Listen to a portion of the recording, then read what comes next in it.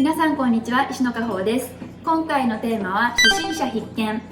字形が上手くなる古典トップ3というテーマでお話をしていきます。普段書道の学習をしていて、なかなか字形が上手くならなくて悩んでるとか、しっかり勉強してるつもりなのに全然身につかなくて困ってるなんていう方いらっしゃいませんか？私も最初の頃そんな感じだったので、お気持ちはすごくよくわかるんですよね。すごい時間かけて学んでるのに全然身につかない時ってほんとしんどいじゃないですか。でも私が今日紹介する3つの古典、これ騙されたと思って今日から取り組んでみてほしいんですよ。そうすると本当に花開きます。今まであんなに身につかなかったのに、この古典も選んだ瞬間にすごいなんか字形の取り方分かるようになっちゃって、なんか上達しちゃったかもみたいな感じになっていくときっと思う。私がそうだったので。なのでぜひ今日最後までご覧いただくことによって皆さんの学習のお役に立てれば嬉しいなと思ってます。はい、それでは早速、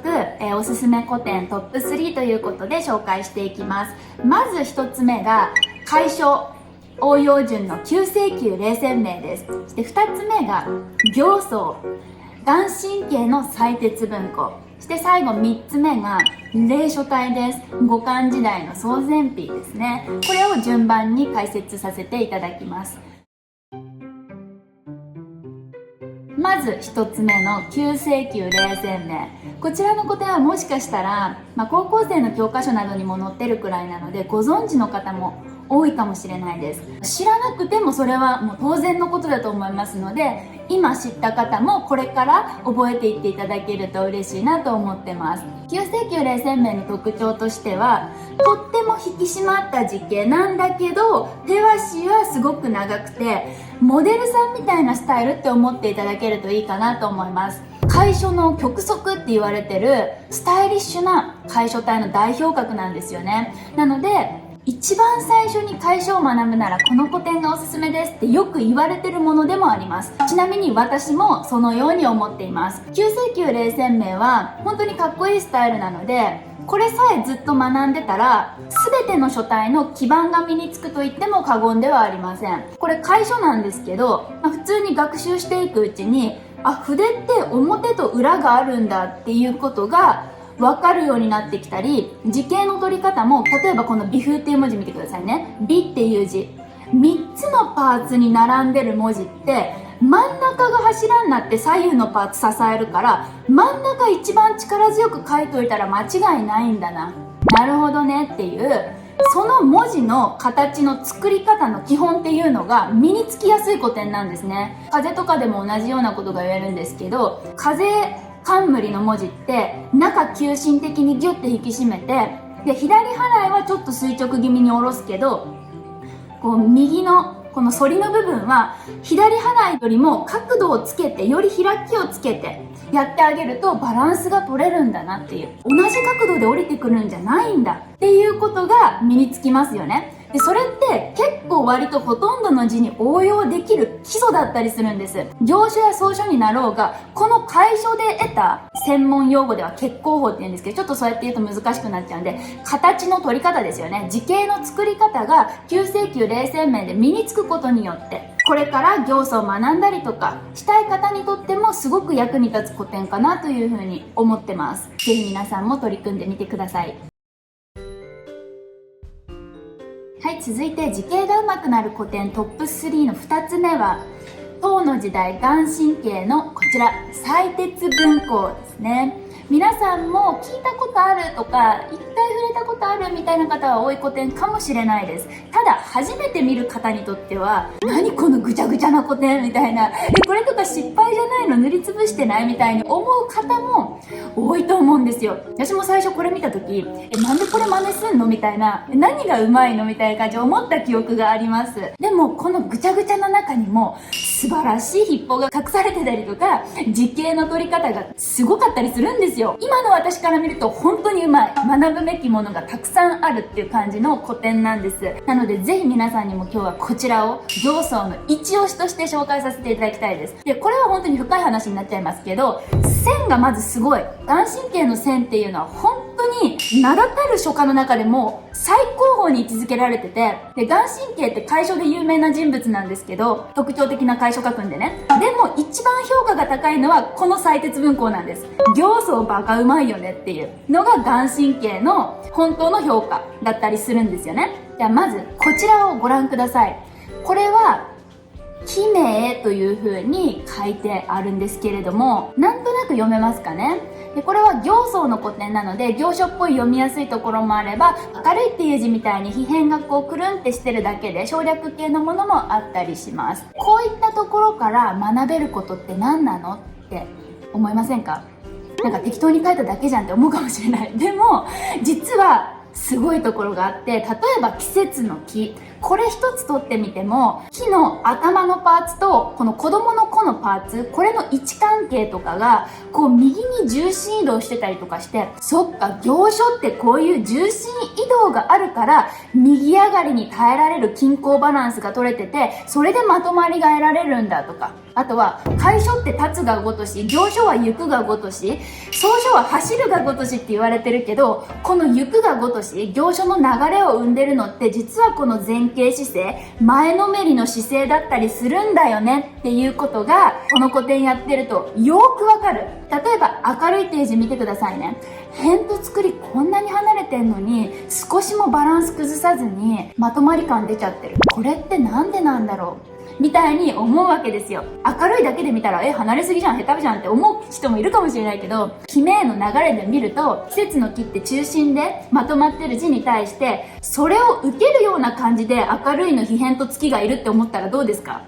この2つの文字群で見た時にすごくバランスが良くなってたりとか、あとは明るいっていう字の皮辺と月こんなに離してんのに、気脈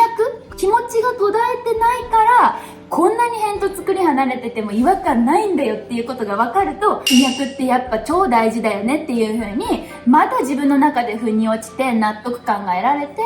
行相の学びを続けられたりとか、つながっていくんじゃないかなって思います。今は本当に一部しか紹介してないんですけど、本当に他にもいっぱいすごいとこあるんですよ。例えばこちら、ほうきって書いてあるとこ見てください。文字と文字つなげることを連綿っていう風に専門用語では言うんですけど、この連綿とか、こう細いのにすごい張りのある線でずっとかけてるとかっていうのがそもそもすごいんですよ。普通こういうつなげようって思う線ってヒョロヒョロになりやすかったりとかするんですけど、なんでこれこんなに張りがあってピーンって緊張感のある線でずっとかけてるんだろうみたいな凄みとかも上級者になってきたら分かるようになってきて、感動続きの古典なんですね。なので初心者のうちからももちろん基礎が習得できる古典ではあるんですけど、自分が上級者になった時、例えば10年先20年先でもまともに楽しめちゃう古典なんですよね。なのでこれは生涯学ぶ古典としてもすごく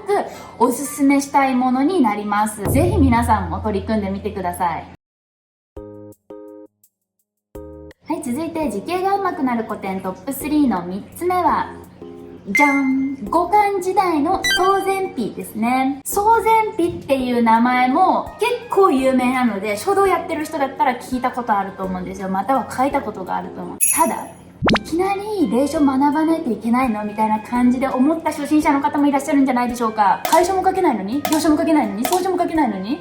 なのに私なんかが曹全碑学んでいいんですか？いいんです。だって、隷書ってすごいおしゃれじゃないですか、見た目。デザイン性高いし、初心者の方が楷書とか行書学ぶんじゃなくって、まず私隷書やりたいっていう人がいても全然自然なことだと思うんですよね。一番デザイン性高い書体かもしれないですもん。なので、最初から隷書をやっていただいても全く問題ありません。最初隷書やっちゃうことによって、その他の書体を学ぶときに悪影響があるんじゃないかって思う方もいるかもしれないんですけど、そんな心配皆無ですよ。むしろ最初にやる価値あるかもしれないっていう古典です。この曹全碑のいいところっていうと、簡単に言うと2つあるかなと思います。まず、線の伸びやかさ。見てくださいよ、この2文字。上が年、そして下が合う、遭遇の遭という字ですね。この2文字見ても、一番長い横画の線、すっごい伸びやかだと思いません？